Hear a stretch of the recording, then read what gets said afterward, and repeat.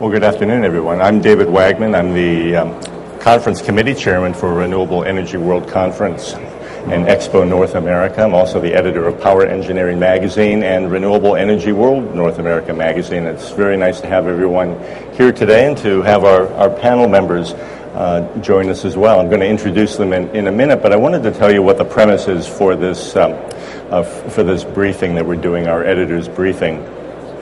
A month ago, there was the earthquake in Haiti that took place with tremendous disaster and destruction of the infrastructure, including the electric power infrastructure. And what we saw with all the photographs was the immediate need to restore power for essential human services. It's not just in Haiti that sort of immediacy of need presents itself, but in almost any sort of major natural disaster, a man-made disaster, there's a need to restore power, first of all, and then to do a long-term recovery of the infrastructure.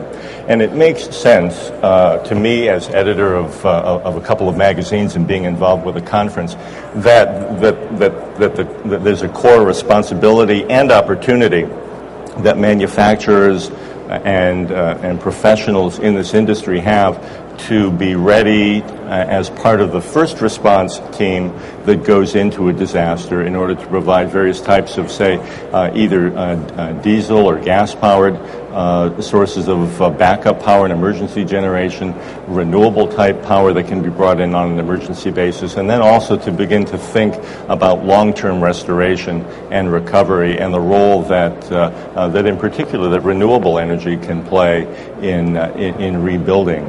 So what we've done is brought together a couple of folks who are going to share some of their thoughts on both the utility role and the disaster preparedness and planning role in terms of this topic, and then also to discuss a specific example that's taking place right now of a tornado that took out an entire town in Kansas a couple of years ago, and that's being rebuilt with green and renewable resources. So let me introduce Cheryl Mealy, who is the Chief Operating Officer of Austin Energy. And Austin Energy, of course, is our host utility sponsor, so I need to say thank you very much for your support of this conference.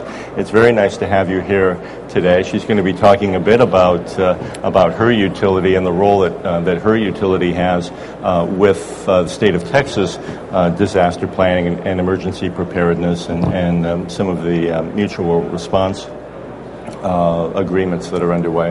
Then we also have Shanti Pless, who is a former colleague of mine with the National Renewable Energy Laboratory, and he is spearheading, leading up a lot of efforts from NREL with the rebuilding that's taking place in Greensburg, Kansas, and is going to talk about how that process is moving forward and what's taking place. We want to involve you in the audience also. This is not just me throwing questions and doing an interview. If you have specific things as we talk, if you've got questions that you'd like to ask our panel members, we are going to have time in order to do that. We've got a microphone that we'll be able to circulate to you, and feel free to take part in it.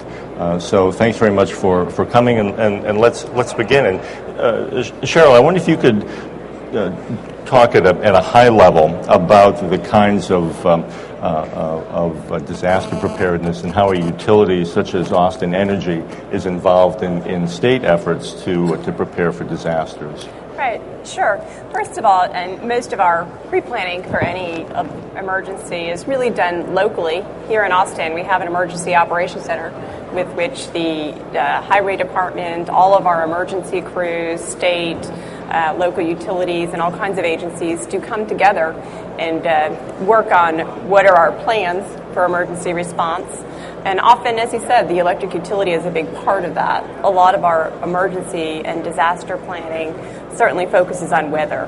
And so even yesterday, here in Austin, we had our once in a blue moon kind of event with snow. We were very fortunate it didn't turn into ice, because typically that's what will bring our system to a quick halt. But we do work very closely with all of those agencies throughout the year, and especially during emergencies, to make sure that we all know what our role is.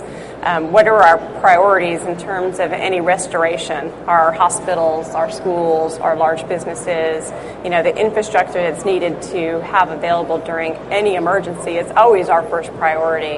And so we're keenly aware of where are those facilities located. We don't wait to find out what feeder something's on until the day of the disaster.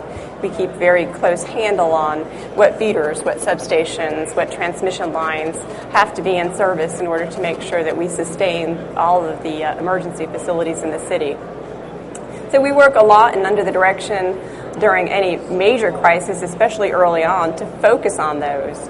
We get the feedback, we get the input from the fire department, the police department, other state agencies that have facilities that need to be up and powered and identified again in advance, so that when we see what's happening in our system, we very quickly can begin to make the plan for how long before we can restore that specific operation or that specific area. So that's kind of some of the local piece that the utility steps in with. The other piece that I think is important on a regional basis is we work closely with other utilities to be prepared and understand the crews, the contractors, and the process by which we can release our crews to another region. When a hurricane occurs, Katrina, Ike, Rita, we've had plenty of opportunities to experience hurricanes here in our region. And so we have a mutual assistance group for utilities within the Texas region where we, again, know who's going to be available to assist who is going to step forward and offer their crews to be dispatched to those areas that are hardest hit, and work closely with them and have 2 meetings a year to make sure that the agencies are coordinated and that we've thought through how best to respond to each other. First, take care of our own facilities and take care of our own region, but when we've escaped the event, then we quickly gather our resources and get them standing by to be available to go return the service area of another utility. Mm-hmm. And we do that frequently. Do you have an inventory of emergency backup resources, let's say, that all the hospitals have? You know that there's an inventory and who has what? We do. We know which hospitals do have emergency generators. We have key account reps who work very closely with those facilities and are aware of how many days of fuel do they have, how many hours of fuel do they have, what can they sustain if, in fact, there is no utility available to them, what do they have the ability to sustain on site. So we pretty much work closely with them in advance, again, to make sure that they know that, we can't always be there as much as we'd like to. There are factors that get in the way, and so what can you do to be prepared until we can get there? There have been circumstances where we have actually had to assist. The damage to the system has been extensive, and we have assisted them in getting diesel fuel. We can't get our facility back up, but can we get them some diesel fuel through one of our contractors? Because we certainly have standby contracts for all kinds of assistance in advance that we might need to call upon during an emergency. Mm-hmm. Is diesel and gas the primary backup that you're using, or do you have some renewable type resources, and why would you choose one over another? Certainly at our those critical places, the fire stations, hospitals, emergency operations center, the primary backup today is diesel. In many of those facilities, though, especially the municipal buildings, we have renewable programs, specifically solar, available to spend some money getting solar onto the rooftops of those municipal buildings. And certainly we realize that as we get more and more of that deployed, we've got solar on about 1,000 facilities in Austin today. As more of that gets deployed, we know that that's going to become a resource for those types of facilities. We're in the process of designing and getting ready to construct our own new control center. We'll be relocating our primary one, and there will be solar as much as possible on the roof of that building.